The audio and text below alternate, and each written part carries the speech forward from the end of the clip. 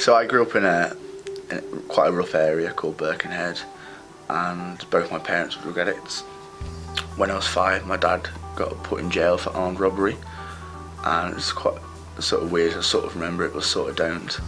And my mum got a new boyfriend who became my stepdad, and he was a drug addict as well. And this is all very weird because obviously I still have my real dad, but then this new guy was there. And one night my real dad actually sent someone from the outside to go kill my stepdad, but me and my parents had swapped rooms, and so this guy walked in with a machete and was about to like slash me in my bed when my mum got up and was like, actually he's not here, and that's my son in the room. And so vague memories of that is just quite weird, sort of growing up like that. And my stepdad was quite a violent person, and so he used to beat my mum quite often. And when I was about 11, I was starting to get bigger, and I used to stick up to my stepdad, and he started being violent towards me. He used to beat me up, and so it was just quite a horrible thing because you wouldn't want to go home, you wouldn't want to go back to somewhere where you know that there's going to be violence at the end of the day, there's going to be drugs, there's going to be weird people in your house that you may not know, taking drugs with your parents. And I guess I became quite isolated as well, so I used to just go to my room and listen to music and be able to escape through that. I became a very angry person, and I used to have fights quite a lot. I used to hit things. I used to just be walking down the street, and at some points I'd just be like bursting with anger for no particular reason, and it was just really weird because it was almost like this anger was being stored up inside me and it was just trying to get out.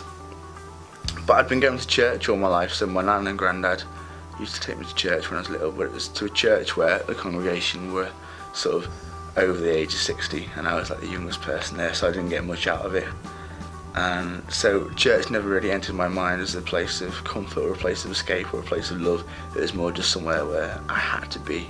It was almost just a Sunday version of school, really. And so I carried on in school up to about year 9, year 10, fighting and getting involved in drugs myself, just trying to escape, I guess, like smoking weed and just smoking and just getting involved in the wrong sort of groups in high school.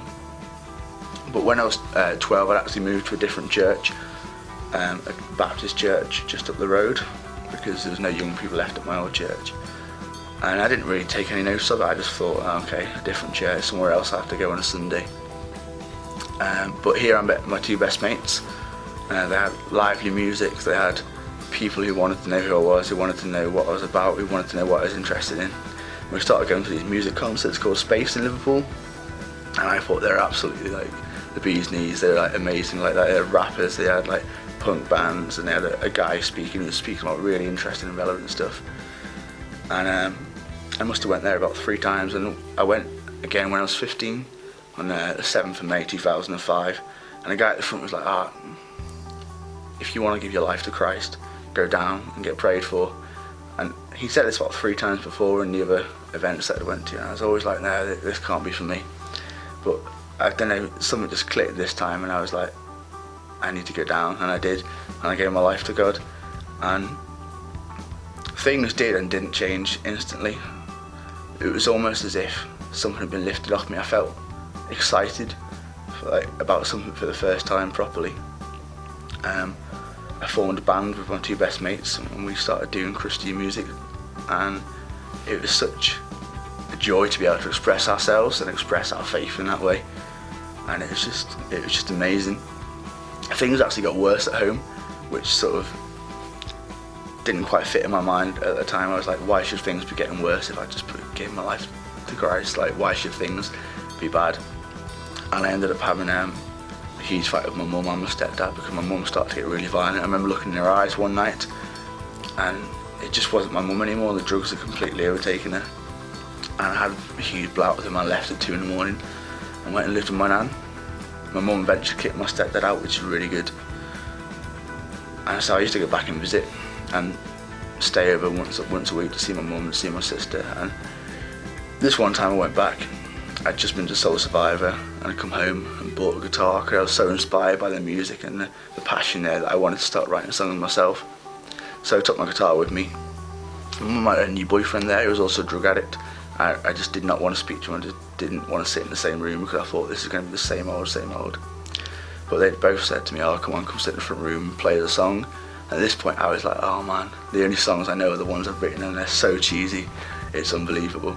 And so I started playing this song, and all of a sudden my mum burst into tears, and I was like, what's going on? And she's like, Kyle, I'm so sorry for everything that's like ever happened in your life, how can you ever forgive me?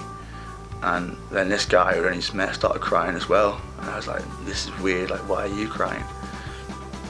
And that night, it was the first time I probably hugged my mum in my life, and it was just amazing. She was just apologising, she was asking me for forgiveness, and at that point I saw my mum in such a broken way, in such a real way, that there was no way that I couldn't forgive her, because I was seeing the true her, the sorry her, the stuff that had happened in her life that had led to her being in the place that she was, and it almost wasn't her fault.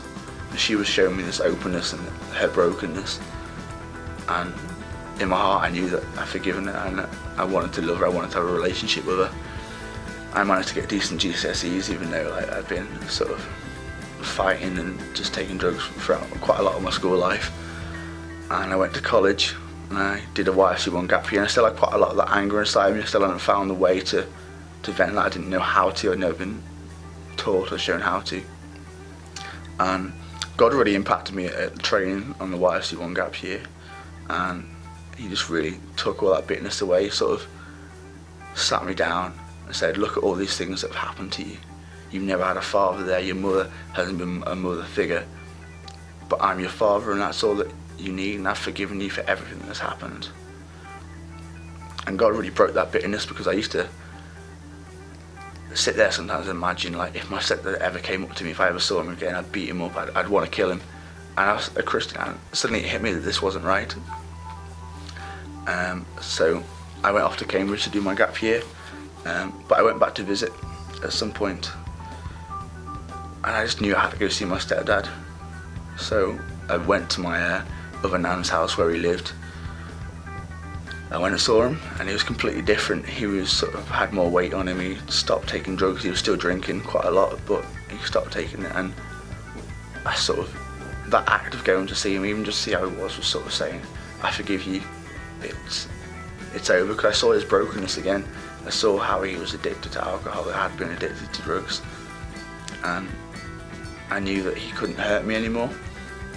Without forgiveness, I think there's so much bitterness and there's so much anger, especially what I've experienced in my life. If I hadn't had the strength and the power from God to forgive, I can't even begin to imagine where I'd be now.